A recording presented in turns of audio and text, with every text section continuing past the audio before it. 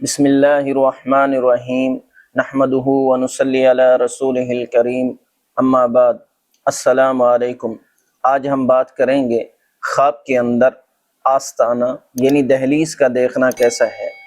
حضرت کرمانی رحمۃ اللہ علیہ ارشاد فرماتے ہیں کہ اگر کوئی شخص اوپر کی دہلیز دیکھتا ہے تو یہ صاحب خانہ ہے اور نیچے کی دہلیز گھر کی صاحبہ ہے۔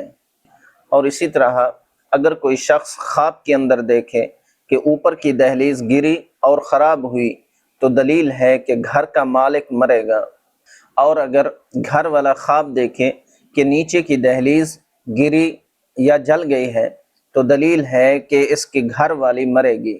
علامہ ابن سیرین رحمہ اللہ تعالیٰ علیہ ارشاد فرماتے ہیں کہ اگر گھر والا دیکھے کہ اس نے نیچے والی دہلیز یا اوپر والی دہلیز کو بدلا ہے تو یہ خواب صاحب خواب کے لیے دلیل ہے کہ وہ گھر والی کو طلاق دے گا اور اس کے بدلے میں نئی عورت کو لائے گا۔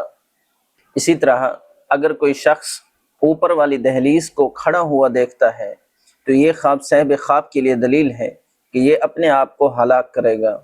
اسی طرح اگر کوئی شخص خواب کے اندر دیکھے کہ اس نے اوپر کی اور نیچے والی دونوں دہلیزیں اکھیڑی ہیں تو یہ خواب صاحب خواب کے لیے دلیل ہے کہ گھر والے اور گھر والا دونوں مریں گے۔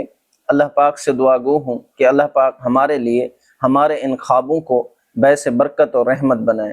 السلام علیکم ورحمۃ اللہ وبرکاتہ۔